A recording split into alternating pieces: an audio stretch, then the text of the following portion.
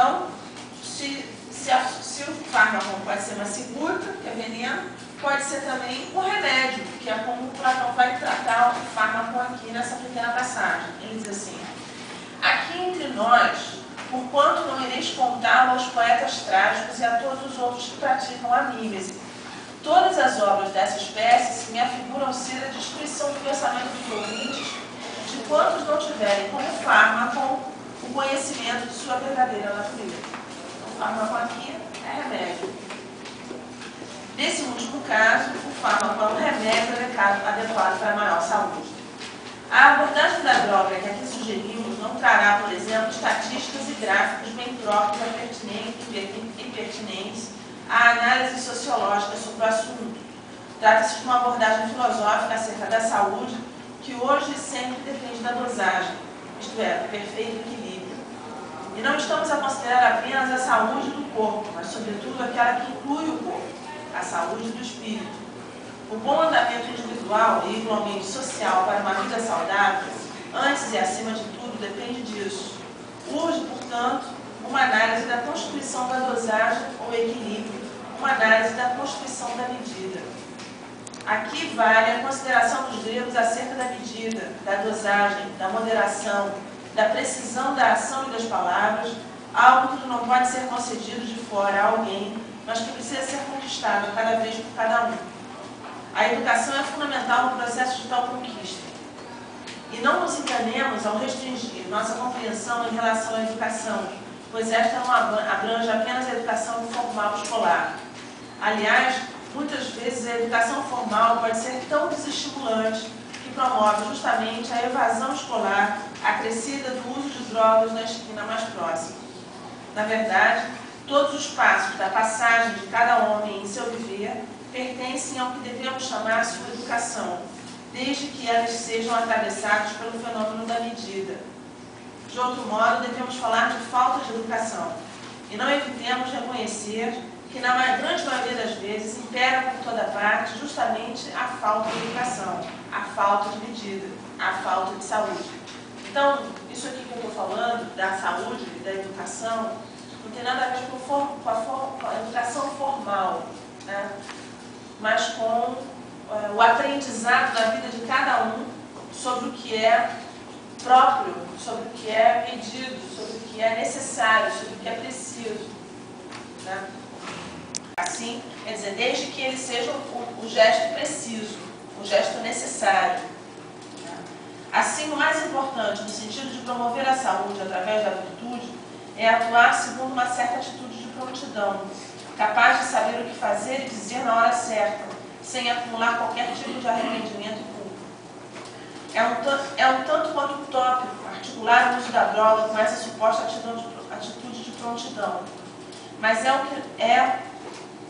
é que se pensarmos a educação de modo radical, nos encontraremos necessariamente com uma tal atitude e, consequentemente, ou nos encontraremos simplesmente com a ausência do uso da droga ou com o uso controlado dela.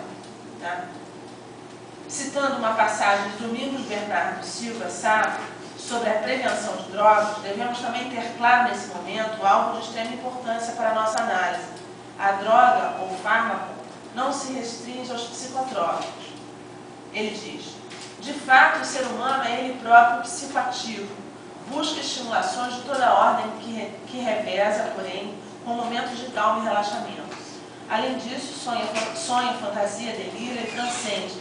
E é pedagógico lembrar que a história registra muitas formas de agir sobre o psiquismo, além do recurso a substâncias psicotrópicas, as danças, os rituais, as seitas, o êxtase ascético, o poder, o jejum, o jogo, a música, a arte e a poesia constituem parte do arsenal psicoativo que a nossa história revela, nele incluídas as drogas. Em resumo, parece ser consensual que a centralidade da pessoa humana e não da droga é essencial em qualquer programa de prevenção. B. Uma política nacional deve abranger todas as drogas psicoativas, lícitas e ilícitas. Incluamos na lista das drogas lícitas também a televisão, o sexo, a academia de ginástica, tudo que possa causar dependência. A educação que acima denominamos educação no sentido radical ensina a liberdade. Liberdade não no sentido de uma incondicionalidade desenfreada, pois isso não seria liberdade, mas sim desgoverno. Liberdade em sentido próprio consiste na capacidade de criar corajosamente e com temperança uma ou mais saídas para cada situação dada. Exatamente o que chamamos acima de atitude de prontidão, uma atitude de quem, sem nenhum exagero, se encontra, de certa forma, à beira do abismo, isto é, numa situação tal que precisa ser apropriada a cada vez, que proporciona o solo a ser pisado por cada um de nós a cada passo, um solo que vai se constituindo à medida que vamos caminhando. Não podemos jamais nos esquivarmos dessa condição de beira do abismo. É ela que nos lança na vida como ela mesma é, uma constante surpresa, muito embora procuremos encontrar meios de burlar a surpresa, instaurando ou nos metendo em confortáveis, entre aspas, mas ao mesmo tempo sufocantes rotinas. Enquanto ela esquizofreniza, não haverá meios de ela gerar homens verdadeiramente livres e fortes, carentes de nada, que extravise. Mas haverá chance de haver hoje ou jamais uma sociedade que não esquizofrenize? Talvez não praticamente, tal como seria impossível o caso de haver uma situação de saúde sem nenhum caso de doença. A saúde implica o melhor relacionamento possível com a doença. Entretanto, só a possibilidade de pensarmos numa sociedade que saiba colher por inteiro, revelando a única forma de realizarmos nossa inteireza, a saber, enquanto seres finitos, isso já nos aproxima daquele homem livre e forte. É que precisamos exercitar o pensamento bem como a ação na direção da saúde individual e social. Mas por que o acolhimento estrutura? Porque ele oferece apoio para aquele passo sempre à beira do abismo constitutivo da existência humana. Podemos pensar aqui uma criança aprendendo a andar. Sem o braço estendido do adulto, dificilmente haverá impulsão segura da criança. Nos enganamos se pensamos que a necessidade dessa impulsão segura nos abandonou quando aprendemos a andar. Ela, na verdade, nos acompanha a cada gesto. Talvez a droga venha substituir justamente a falta de acolhimento, uma vez que a impulsão não pode parar de acontecer. É como se a droga desse coragem para agir e falar. Em tese, essa política existe com o objetivo de proteger a saúde da população, de proteger as pessoas, especialmente os jovens, dos malefícios causados pelo abuso de drogas.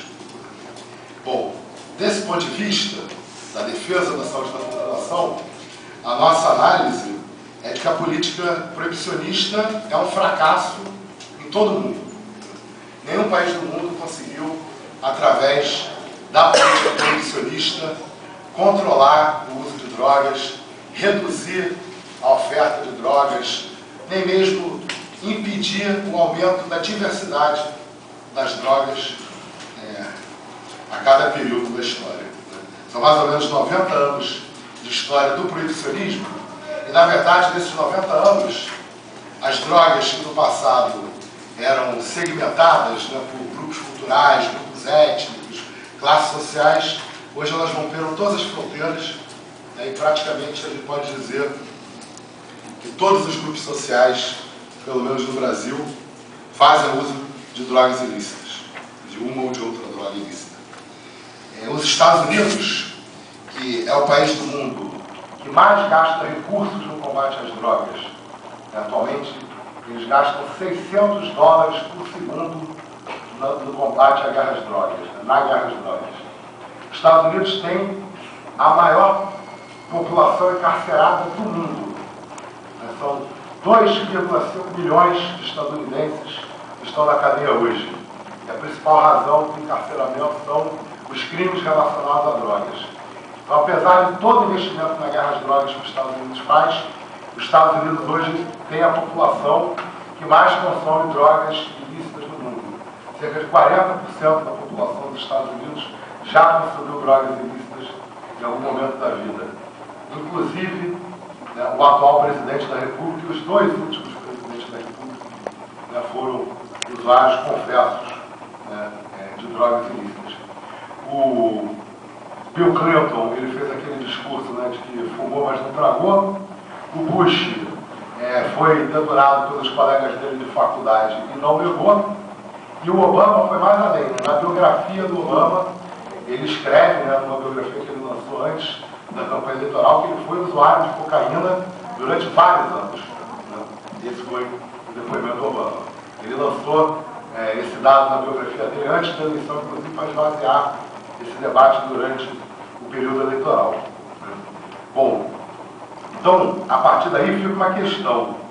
Se a política de drogas ela é um fracasso do ponto de vista da defesa da saúde da população, por que é tão difícil debater esse assunto? Por que é tão difícil superar essa política?